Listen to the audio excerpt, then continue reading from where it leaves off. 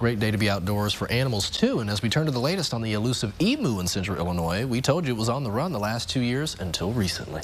But that exciting journey came to an end last week as the emu was captured and finally returned home. Our meteorologist Jacob Dickey takes a look back at the life on the run for Lady Emu.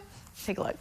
For the last 2 years, the emu from Vermilion County has been on the run and avoided capture. Instead, it captured the hearts of central Illinois residents and beyond. The emu traveled frequently across Champaign and Vermilion counties, regularly being spotted.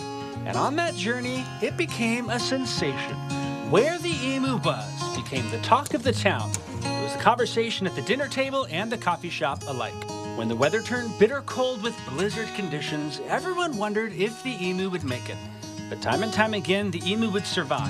When a photo came in spotting the emu after an intense weather event, central Illinois breathed a sigh of relief. And for those lucky enough to spot the emu in person, it was a spectacle, a sight to behold. All of a sudden, this emu ran right across the pond. It ran so fast. Like I said, because I was going to get my camera and take a picture, but it ran so fast. We get some little things out here, but nothing like that, nothing. And when Illinois State Police responded to the jaywalking bird on I-74, she even managed to outrun the police officers. Life on the run sure seemed fun for the emu. She continued to show up in the most unexpected places at the most unexpected times. Her visit to Gifford Elementary School was a big surprise. Oh, I actually got the call first and then went out and saw it, and I was like, okay, this is happening. Last week of school just added to the craziness. So it was right across the street, and it was kind of just walking right in front. The more time people got close to it, I didn't know if it was going to cross the street and actually come into the front of the schoolyard. So, but it did stay across the street. It was funny. It was exciting. Seeing it for the first time. It was in someone's backyard, in our aunt's backyard, I believe.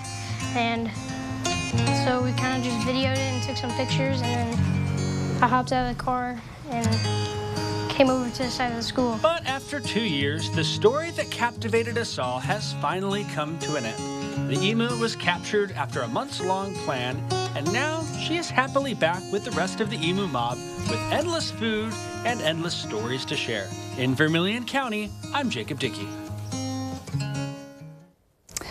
Well, if you wanted to see an emu, here is your chance. If you want to meet the newest family member, the owners will be setting up at Potter Park in Alvin tomorrow from 3 in the afternoon to 5. They will be asking for a $5 donation with the proceeds. You want to take it over?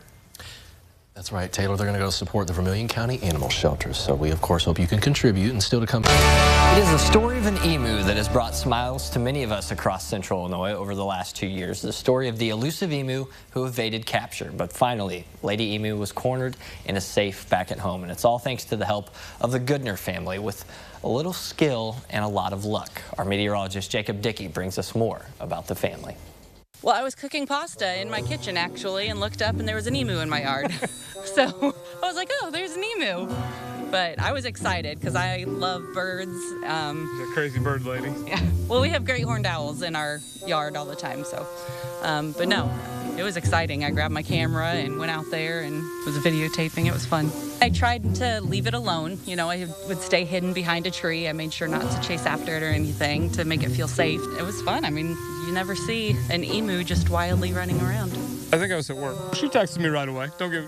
She sent me texts and pictures of it and said, it's here. It became a thing. So another buddy that I work with just lives about a mile away, and he's seen it at his house. And so we were kind of, hey, I saw it today. Hey, I saw it today. And it was kind of back and forth. So that was kind of fun. We have woods on both sides of our house, behind our house and to the north of our house. So she just kept going back and forth from the woods and our house in between.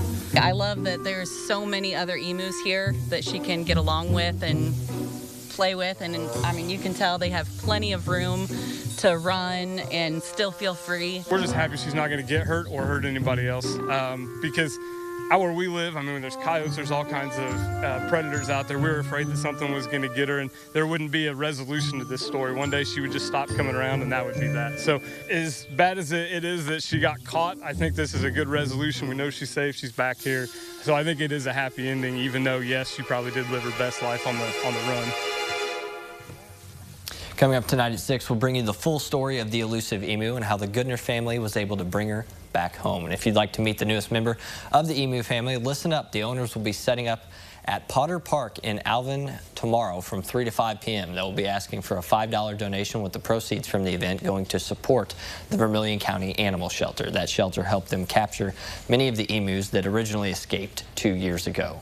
It is the story many of you have been waiting to hear. The elusive emu was on the run for 2 years all over central Illinois. But now its capture has brought the story to a close. Our meteorologist Jacob Dickey has more on how the bird was caught.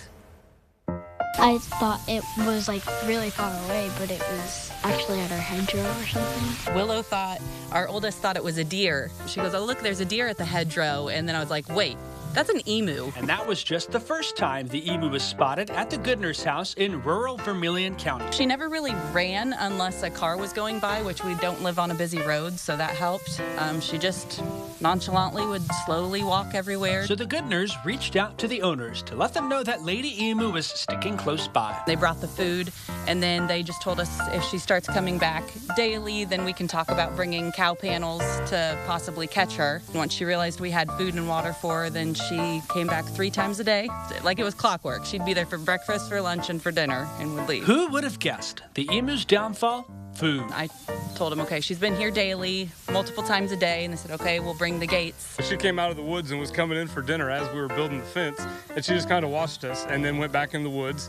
And then once they left and we went inside, she came back and scoped it out, kind of made a couple laps around it to check it out. And we had no plans that she would go in it the first couple of days. She walked in the gated pen that very first evening. And I saw it go in the pen and I thought, now I have to do something. And so I was just going to let it get used to being in the pen, and I thought, well, this could be the only chance, so let's do this thing. So I snuck out the back door and got in between the garage and the barn, and she was eating, and I got there and I was like, oh my gosh, she's going to attack me. And the opening was right in the direction that I had to walk in to open the pan, or to shut the panel. And I got up to it, and she just kept eating, and right as I got there, she realized I was there, and she went to take off running. She actually ran the opposite direction first and then came at me, but luckily we had the panel shut at that time. Following the elusive emu's capture, we thought it was important to find out what she had been doing all those years on the run. Lady Emu, why did you run for 2 years? Why won't you talk to us? Her friends weren't much help either. How do you feel about the emu being home? Does Lady Emu have stories? What do you think of Lady Emu finally being home? While we may never know the exact stories the emu has to share, the good news is she's back home. I'm happy. I love that there's so many other emus here that she can get along with and play with. And I mean, you can tell they have plenty of room to run and still feel free. So I'm very excited. In Vermilion County, I'm Jacob Dickey. And you can meet the newest member of the emu family tomorrow. The owners will be at Potter Park in Alvin from 3 to 5. They'll be asking for a $5 donation at the event. It'll support the Vermilion County Animal Shelter. They helped catch the emus that escaped 2 years ago. And did anybody else realize that those birds made that sound? No, so that was not. very educational as well. Yeah, it was like I don't even want to try to attempt it. Anyway. Good grunt.